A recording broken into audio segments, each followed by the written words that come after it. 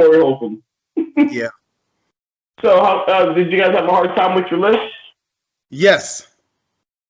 But mine was because there was so many.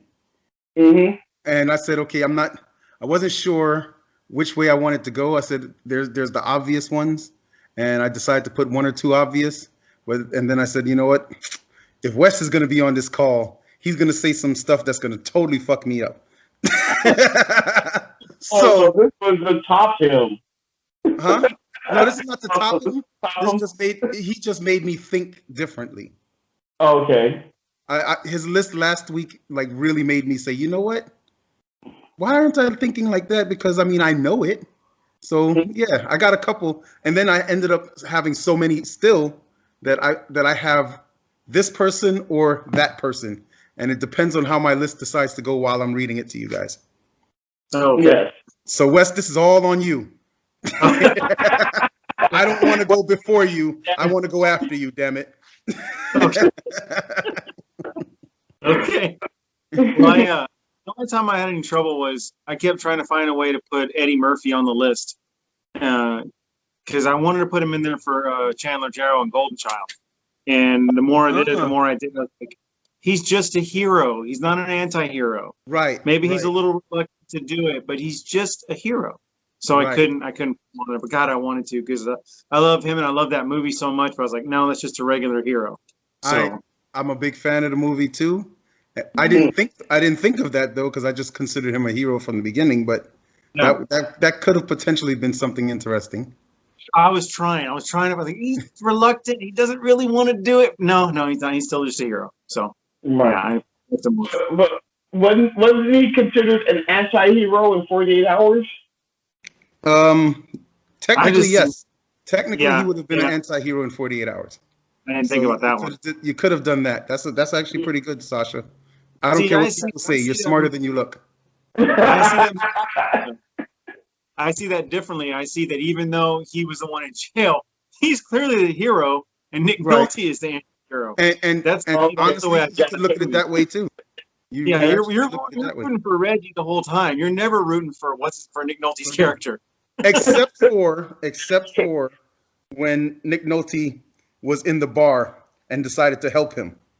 That's when I was like, okay, Nick, thank goodness, because that was funny.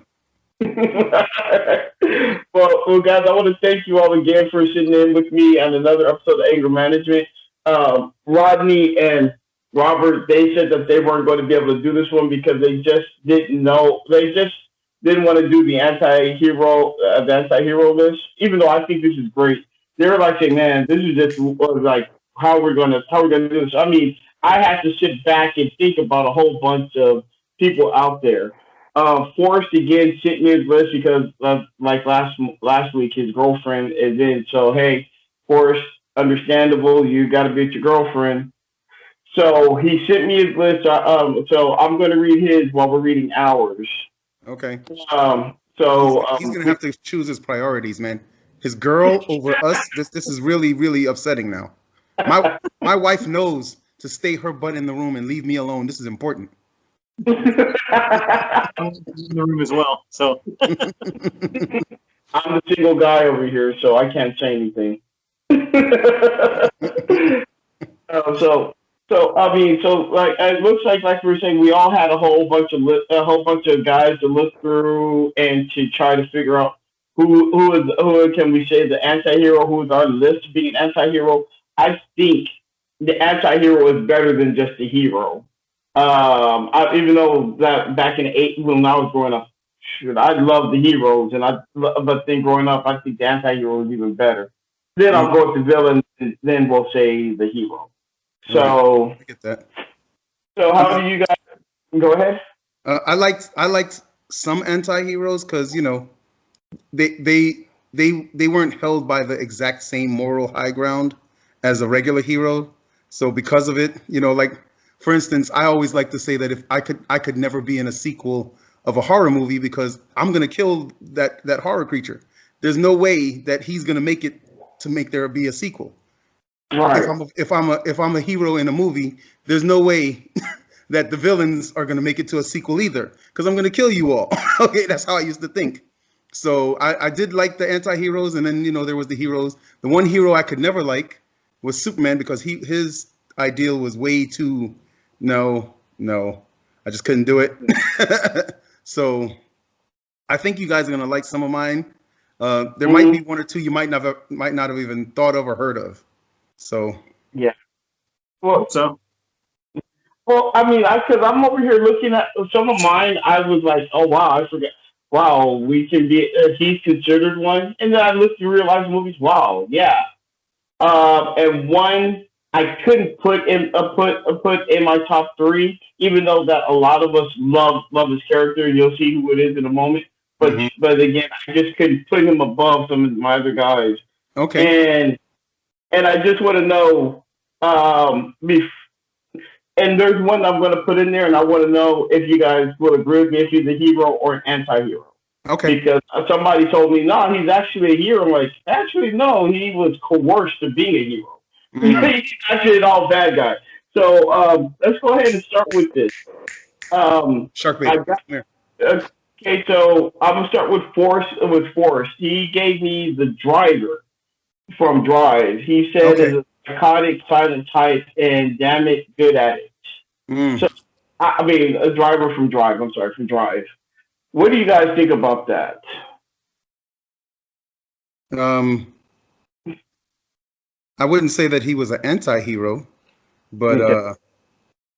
I mean he was psychotic, yeah, but I don't think he really played an anti-hero. That's just my opinion. Again, this is all of our opinions, so Hmm. there was nothing about that character that said, "Oh, he's the anti-hero." He was just in a situation and he was an asshole. There wasn't anything more than that with that movie. So it didn't show me that, but to each his own. What do you think, Yeah. Wes? I watched that movie once and found it to be kind of unremarkable, and I don't even recall what happened in it. I just know what's his name is in it. And he wears a silver jacket. Beyond that, I don't recall anything else. So it's hard for me to That's about right.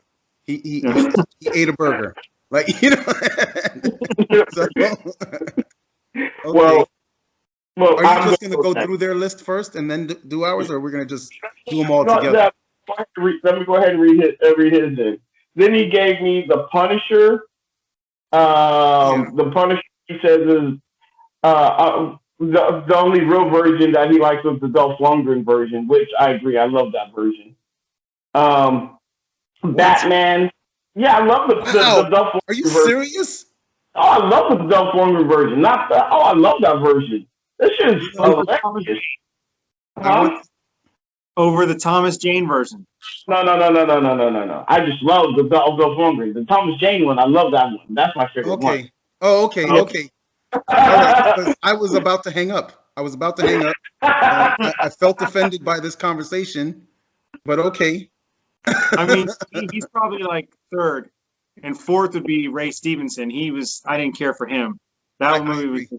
top. That was like almost Hot Shots. You know what I mean? That's Yes. how that's how ridiculous that movie was. But yeah, Dolph would be third because for me it's Thomas Jane one, and then John Bernthal two, and then he gave me Batman, the Michael Keaton version. Okay. Uh, Yeah, uh, that's one I struggle with is if because Batman technically can be considered an anti-hero, but he's really more just a hero. He's that's just a hero. same thing with me. You know, I didn't put. I'm just going to say right now, he's not on my list because as much as he may not be, for be all that he is a hero, he does. Even though that he's much like he goes about it wrong, he violates his criminals and he beats the fuck out of them. Well, you He could is change he that. is wrong. He Huh? should, he should have said Thomas Wayne as Batman then, because Okay. Thomas Wayne as Batman was killing. He Well, he he was snapped killing. and he was killing the actual villains, and Yeah. then his wife became the Joker So instead yeah. because of Bruce dying. So I would if he said Thomas Wayne as Batman, I would have had to agree with him 100%. Right. I agree with that one. Um, then he gave me Patrick Bateman, which I'm like, Patrick Bateman, I thought that he was like a psycho. He was killing people for no reason. Why are we calling him that? He's like, he says that I read the books years before the movie came out, and Bateman seemed more mundane. Bale turned that character into a calling card. His Bruce Wayne is just Bateman turned down. Again, I don't. I'm just saying this right now, Forrest. Patrick Bateman is is a psychopath who just went around killing people for no apparent reason. And this was for movies, not books, but that's your list. That was a backhanded jab at him. I appreciate that. He says Dolomite. He turned his party record character into an indie film icon. Those movies are the best, especially Human Tornado. And he says, yes, I like Dolomite more than Batman. Rick Humphrey from Casablanca. Rick Humphrey Bogart from Casablanca. He's forever fascinating to watch. The world is imploding around him, and he plays it cool the whole way through. Han Solo. A lot of us Gen X guys stole our swagger from Ford. The Dude, The Big Lebowski. Bridges has already done good work. He's already a star, kind of past his prime in '98. The Dude is a signature performance, and he pulled it off in the Middle Ages. In his middle age, The Man with No Name, the Dollars trilogy. Great actors are interesting to watch. You can read their faces. Sergio Leone's films are big on sort of things. He says his honorable mention to Tesaro Mifune for providing the original model for Eastwood's character in Akira Kurosawa's films. Number one, this is where I think I'm going to ask you now. He says Snake Plissken from Escape from New York. Another interesting face, but there's something more punk about Snake. He's the most early 80s character there is. Now, do you guys think that Snake Plissken is a hero, or is he technically an anti-hero? Well, he can be defined as either one.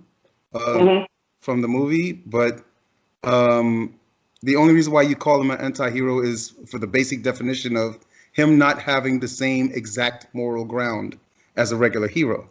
So I can go with that, just like I can go with his Han Solo. So I'm going to go ahead and start, and then since he wants to go after you, Wesley. Man. Let's go with Wes. So he sets the tone for my list. Yeah. You have somebody he has to strive for. So my number 10 is Bo Darvel, the bandit from Smokey and the Bandit. It was all for himself. Everything was just about the money. He was a show off just to prove that he can do it, and did it. And he did it with class. Everybody loved him for doing it.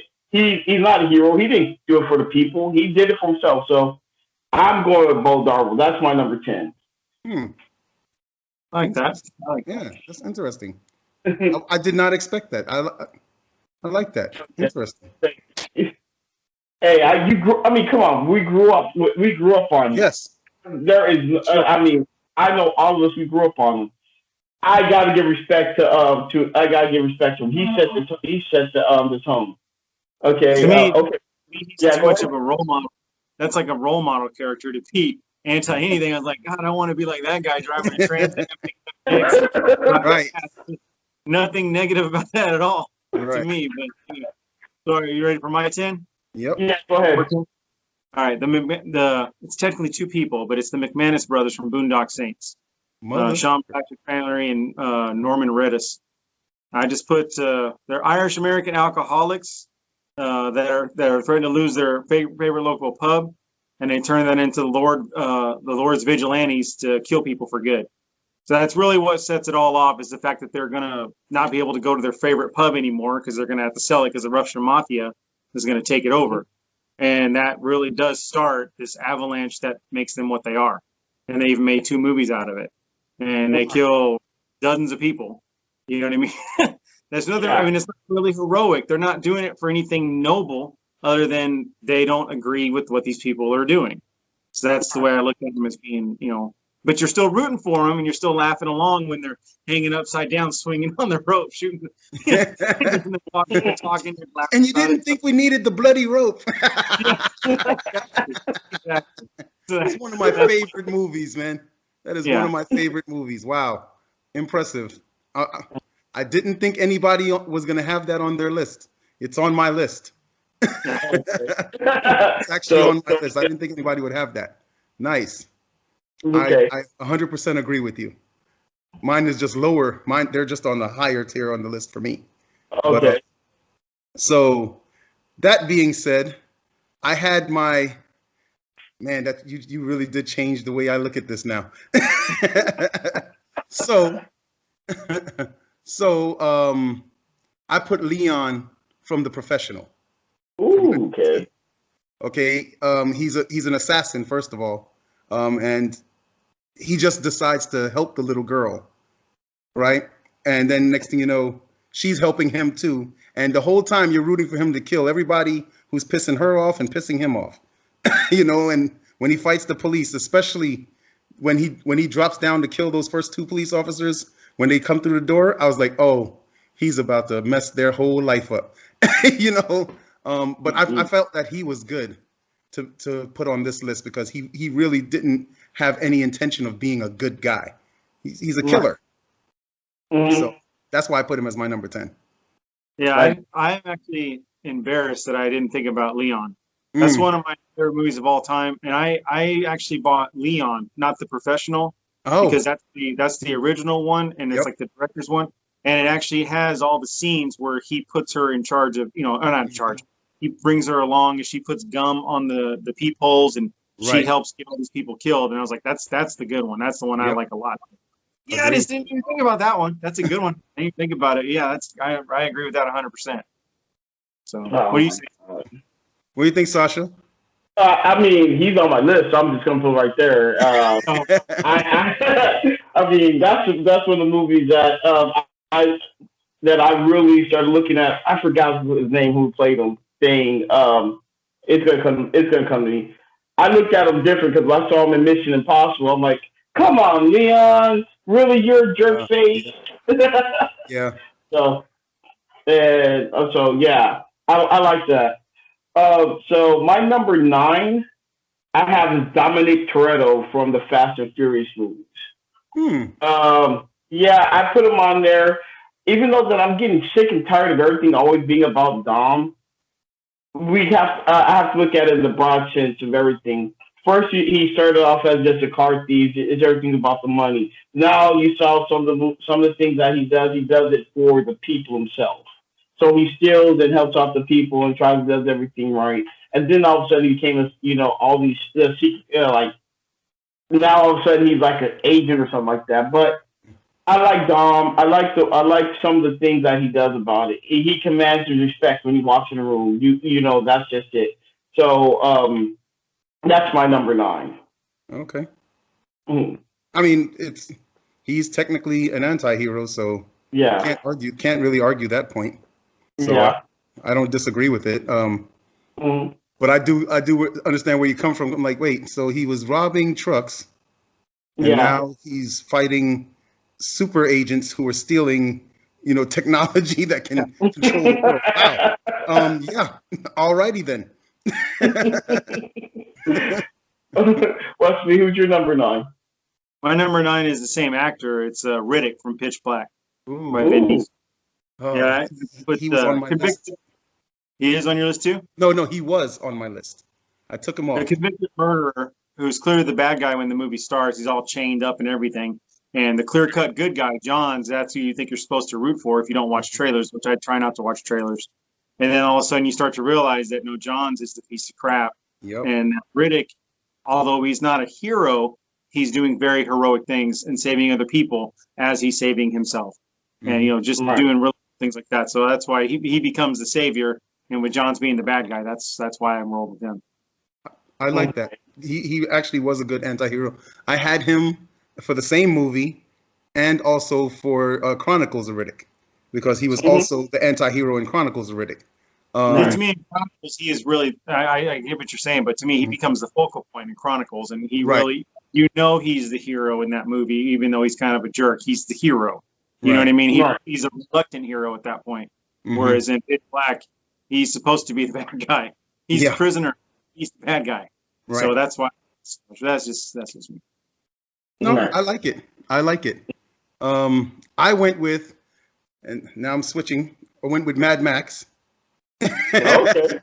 I went with Mad Max. Mad Max was all about himself, and it didn't matter about anybody, at least until he met up with, some of these younger people and some of these older people that needed the help. But he, even as you went through the whole series of the Mad Max series, all the way even to the newer one, which, I was upset about that one, but they did stick with what the basic plan was. They didn't totally change it. He did stuff because he needed to do certain things for himself, and it just so happened, hey, while I'm doing this for me, I guess I'm gonna help you too. That's pretty much how it was. Thunderdome was definitely the one that made me see that he was going ahead to start to change, to try to help people more. But he was like, but I just want to get out of here. I don't really care about what's really happening, except, hey, I don't want that girl to die because she's kind of cute, and I don't like the kid to die. But if you died, hey, whatever. That's how he kind of moved in that movie. So that's who I picked for my number 9. Okay. Like that. Then my favorite thing about Thunderdome is that's the last time I ever remember him with an Australian accent. No one talks more than Mel Gibson. Mel Gibson can do any damn accent you want, and his regular talking voice now is just a regular American voice. Right. He doesn't, even in interviews, he doesn't have a hint of Australian in there. It's like, how did you just lose that? It just blows my mind. Right. Okay. My number 8 is Eric Draven from The Crow. He comes back after his death, after they killed him and his wife came back and took out everybody. He is, that classic anti-hero. He's not a hero and everything like that. He just came back for revenge, and he took lives in the way how he did it. I love the first Crow. The soundtrack, I think, the soundtrack to me is one of the best soundtracks of all. But again, the reason why I love the soundtrack is because it sets the movie's tone. It's just not people just get together. It sets the tone of everything. So yeah, Eric Draven is my number 8. Yeah, I can see that easily. I mean, for me, I'm saying that the soundtrack, that was the soundtrack of the early 90s. That was 90s rock, was that soundtrack. Yeah. It's like every one of those bands you knew of, you heard of, you listened to that music. So, right. Yeah, I love that movie. Y'all went with a lot of Vengeance stuff. I wasn't going because it looks to me that Vengeance things. But yeah, I get what you're saying. That makes perfect sense. I just didn't even click that way. So my 8 is Joe Hallenbach from The Last Boy Scout. That one, very nice. Former secret agent, or not secret agent, Secret Service agent, who's now a private investigator. Essentially, his last job is being a stripper's bodyguard, and he fails at that. Not very heroic there because she gets killed. And then his wife and daughter hate him when he's around, and his wife sleeps with his best friend. And I think his boss or something like that too. One of his clients. It was his client, but it was his best friend. He dies several times. He's beaten and tortured, and still ends up winning the day and dancing a jig. So he ends up being the hero at the end. But there's nothing really heroic about that character at all.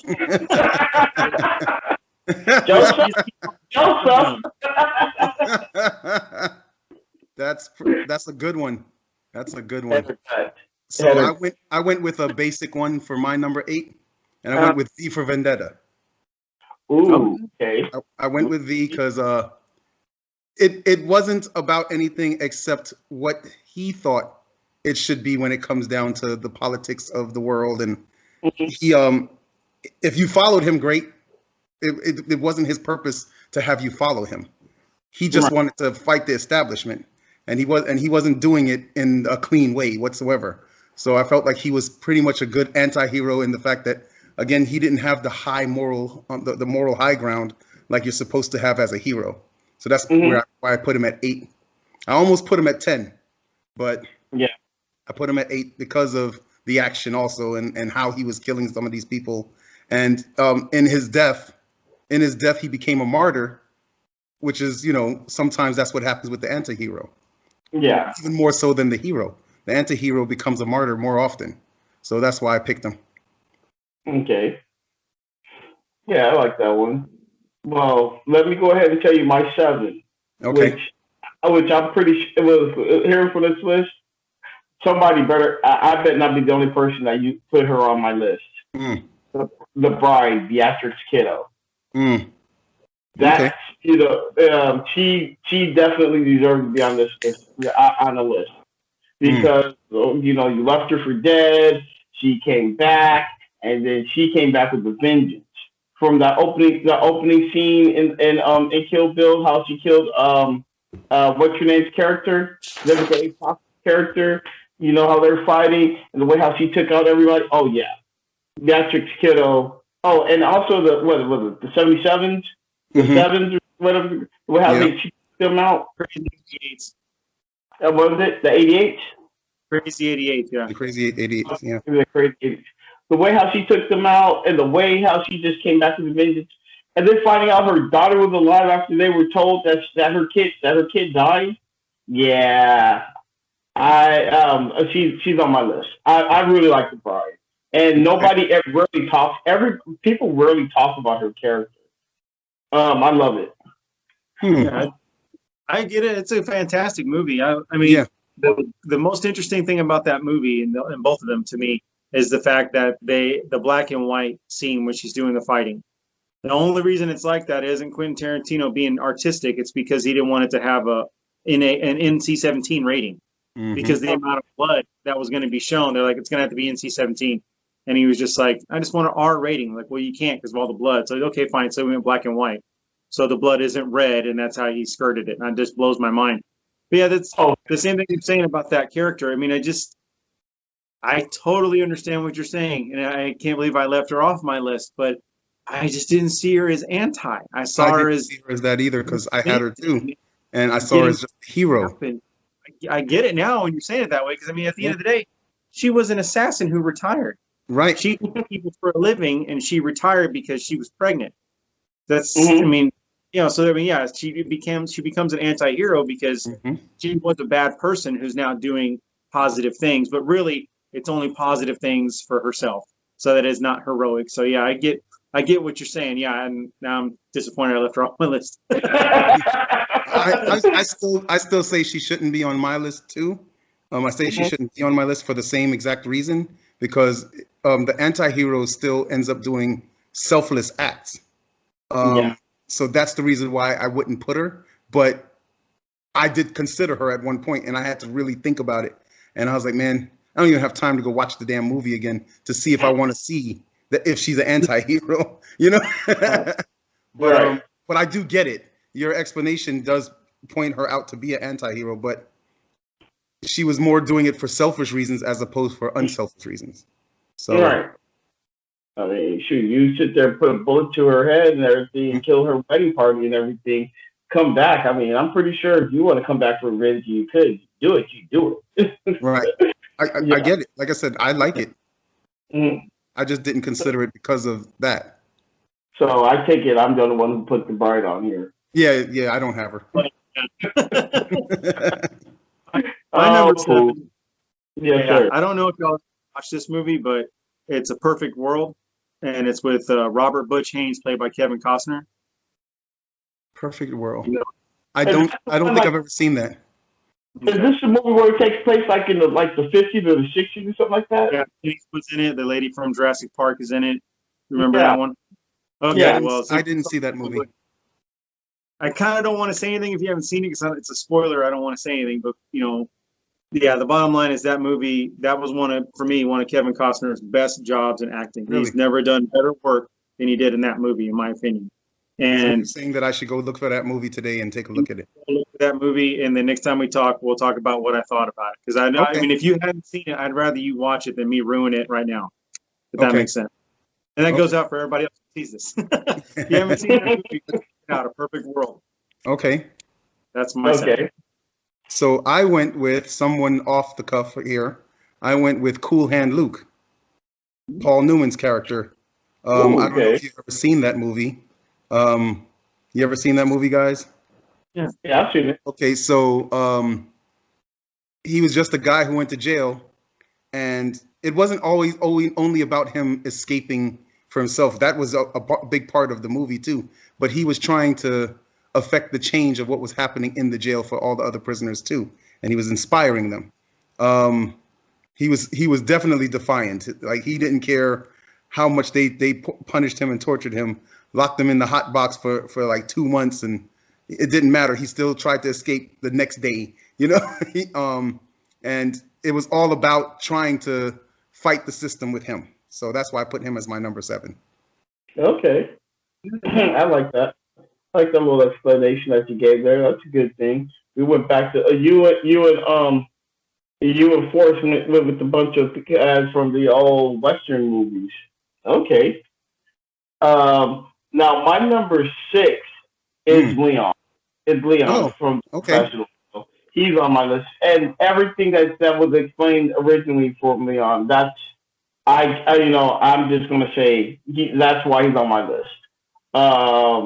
The movie. I mean, the first time I remember a teenager watching this, and I thought that I remember that one scene, like in the early in the movie, when Natalie Portman's character sleeping on the couch, and it looked like he put the gun to her head, and he looked like he was about to kill her. Right. And then all of a sudden he took pity on her, and she wanted to learn how to. I want to learn how to clean, and the way how he took her in, and they were the perfect match. She showed him how to live a little, and he protected her. Right. I really like Leon. That was one of my favorite movies. Okay. Nice. That's a great. Again, I'm not going to disagree with that at all. So great movie, the great storyline, great character. I'm with Wes when it comes down to the book because he's there's so much more to him in Leon compared to actually the professional. There's so much more you learn about him that you're like, oh, yeah, he really became an anti-hero because he did not care about shit. So Yeah, I didn't know there was a book. I was talking about the director's you were cut talking DVD. about the actual other movie. Yeah. Yeah, there's Crazy, an actual book too. I'll get the book. I got to read that. Mhm. My number 6 is you might laugh at it, but Big Nick O'Brien, Den of Thieves by Gerard Butler. Have Okay, you ever seen that one? Den of Thieves. Yeah. Yeah. What about you, Oh, Sasha? you know what? I've been wanting to watch Den of Thieves, and I haven't watched it yet. And that's a movie with 50 Cent, right? Yes. Yes, and Okay. also to me, yeah, 50 Cent, but I mean, just to stick with Big Nick, I mean, with Gerard Butler's character, Hmm. he's just the definition of a dirty cop. If Yep. you had to write a dirty cop, that's who that role is. And even though he's a dirty cop, and you know it, you're still wanting him to succeed. Yeah. At least you're Yeah.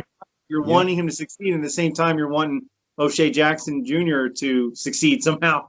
Mhm. And they're at odds. It's just Right. like, but yeah, to me, he steals the show too, O'Shea Jackson Jr. I really like that guy a lot. He was in, not to get off on a tangent, but that other movie with Seth Rogen and Charlize Theron. What was that one called? The Long I'm Shot. trying to go. Long Yeah. shot. Long shot. Mhm. Funniest part of that whole movie. He just makes that movie, and he's hardly in it, but he's so Right. great in the movie. Anyway, as far as Big Nick, I mean, he's just a bad dude. You just don't I want like him it. to. Yeah, I don't know. I like it. I like it. Okay, I went a little off the cuff again, and I went with Captain Jack Sparrow. Oh, okay. Oh, why? Really? So again, selfish dude. It's all about him, how he got the Black Pearl, how he deals with his guys, but you end up finding out later that he's actually not doing everything for selfish reasons. And he even goes ahead and he has the opportunity for his immortality, and he decides to give it to the other guy just because he actually, not because he loved the girl, he just liked the girl and was like, you know what, I like him, I like her, why not? I don't need to be immortal, I have everything else I want. But he basically did whatever he wanted to do. There was no moral high ground for him except for that one part. Everything else was, hey, I'm just trying to get my boat back. I'm just trying to do what I want to do. I just want to drink. I want to piss off every woman at every port that I go to. That's what he was, an anti-hero. Yeah. Okay. I love those movies. Me too. Me too. All right. My number 5 is Han Solo. Nice. The reason why he's not higher is because I had to sit back and I was talking to Robert about this earlier. Han Solo, he came up, he was just, that guy. I don't care about anything. I just care about money. I want to pay. That's just it. I don't care about nothing else. But then, by the end of Return of the Jedi and then that horrible ass the Force Awakens crap, you consider him a hero. So he's not really that anti-hero anymore against the establishment. It's all about himself. Oh yeah, I care about my I care about my Wookiee also, and my clip. It's more about the cause for the rebellion, and he's in love with Leia. He's cool with Luke. He is a good hero. That's the reason why I could put him no higher than this right now. Do you guys agree with me or no? No, I see. I'll be honest with you. He was my toss-up. He was one of my toss-ups. Yeah. So I agree with you on that. Okay. Well, I didn't on my list at all, just because again, I just saw him as the hero. I didn't see him any other way. So, I mean, he's not the main. The main hero is Luke, but really, those movies are weird because if you think about it, if you're talking about the original trilogy, the OT, I think most of us we enjoy Vader's on the screen. Right. We want to see Vader. Right. Well, Vader is not the hero in any way. You know what I mean? In the first trilogy, you don't know that. You just know that he was manipulated. You don't know the whole thing about Anakin until way later. So it's like, I don't know. I never saw Han as anything but a hero. So, right. But I get we all, because Forrest had it on his list too. So that's the second time we've heard it. So obviously I'm in the minority. Number 5. My number 5 is Rooster Cogburn from True Grit, but the Jeff Bridges version only. No offense to John. Okay, it's a different movie though with John. Yes, it's definitely. You were introduced to Rooster in a courtroom, and you essentially hear how he didn't, obey the law, what he's upholding and defending. He basically just bushwhacks these 2 guys and kills them and takes what they had. They were bad guys, so he got his money in the bounty. But you know what I mean? It's like he's right off the bat, he's a bad dude. And then you start thinking about it too, and it ends up he's not really qualified to do this job, and it's pretty clear because he has a certain set of skills, and he doesn't really find the guy. You know what I mean? And at the end of it all, his employer does most of the work for him, and she's the one who finds Tom Chaney, and she's the one who ends up shooting Tom Chaney. Yeah. The job he was hired to do. Now, yes, he does, and the reason why he's an anti-hero, not just a scumbag, is because even though he quits on her and he bows out and all the other stuff, and I've used that gif I don't know how many times. Whenever people piss me off, I bow out, because I don't want to be done with it. But just the fact that he goes down to a snake pit, pulls her out, saves her, rides her to safety, and then the horse dies, and he picks her up and carries her. I mean, that's as heroic as you can get. Right. But that's the only time in the whole fucking movie that he's heroic. There's really no other time. So that isn't. But he is the main star of the movie. It's all about him, and it was just. I just thought that role was great. He did so good in that role. I don't like a lot of Jeff Bridges movies. Like Blown Away is one of my favorite ones, but that's definitely my favorite thing he's ever done. Even though it's hard to understand him sometimes. So that is true. You can't really understand him. Yeah, I like it. I like that. So I had a toss up here for this one too, but I'm going with Constantine.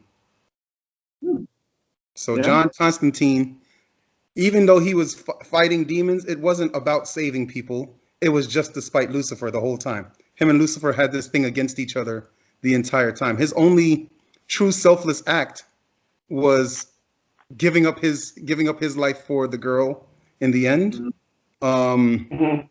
He sacrificed Shia LaBeouf. Although I didn't disagree with that. People would, yeah. But basically, he's an anti-hero in my opinion with that movie. He's doing things because he's trying to just go against what the devil wants, period. It has nothing to do with me trying to save anybody or anything like that. Even at first, he didn't want to even help the girl who was needing the help. So the other selfless act that he did was getting her sister's soul sent up. That was also a selfless act, but that's all he did. If you actually follow Constantine with the books and like even the cartoons and the other movies, he doesn't care about anything. So that's why I went with him. Okay. Yeah, specifically that movie. I mean, it's all selfish because like they were saying, you're trying to buy your way back into heaven. Right. You know, no matter how many people, how many demons you slay, you're not going to buy your way back in. But that's the only reason he's doing it. Yep. And it's because he's seen hell and he doesn't want to go back there. Yeah. So yeah, and it's all about himself. And then in the end, what gets him to heaven is the fact that he's like, it's not about me. I need to save this other person who didn't deserve to be there. So yeah, that's a great one. That's a great one. Okay. Jealous. Okay. Okay. Well, my number 4 is Jason Bourne. Interesting. You know, the guy who forgot his memories, but yet he knows all this stuff. He knows basically, like he doesn't know how he's doing everything. Like he doesn't know how to fight. He doesn't know how he knows how to fight, but yet he's kicking everybody's ass. He doesn't know how he's getting away from everybody, this technology and stuff, and how to kill people and everything. It's just everything about the Jason Bourne movies. Yeah, I'm going to say Jason Bourne, not that one with Jeremy Renner. I'm sorry, I hate those movies. Hate that movie. But everything else about him, the way how he gets away from everybody, the way how he can manipulate people, the way I just like the way how he goes about it. I can't call him a hero. He is an anti-hero. It's everything is about his memories, and just getting away from everybody. I like Jason. I'm going with Jason Bourne. Okay. Yeah. Okay. I mean, nothing wrong with that pick. Yeah. I mean, I would say, to me, when is he ever anti? Right. Right. I mean, yeah, he's got amnesia and stuff, but he's all about, doing the good thing, doing the right thing, and he helps people he doesn't need to. I mean, I love the character, but I see him as a hero again. It's awesome how different perspectives people have. I mean, the same thing. We're looking at the same thing, and you can see it different. That's really cool. Yeah. I mean, I see him as a hero too. I see him as the hero as opposed to the anti-hero because he's not being reluctant to do things. He's just reacting through instinct, and and in the whole situation, he's trying to find out who he is, and he's also helping people at the same time. Like, so I see him more as the hero, but I did enjoy watching what he did, and I agree with you with the whole Jeremy Renner one. No, stick to being Hawkeye. Stay with being Hawkeye. Don't do this. Two things I'll say. First, I guess there's one part of him that really is anti, and that's all those damn car chases. He puts a lot of people in danger with his car chases. That is true. I mean, over the top car chases, some of the best on film, and yet, there's all these car crashes. We're like, oh my god, that was so close. Well, somebody was in that car. Some dude was driving his truck home after a long week's work or something, trying to get to his family. Over a road driver. Right. Also, Jason Bourne.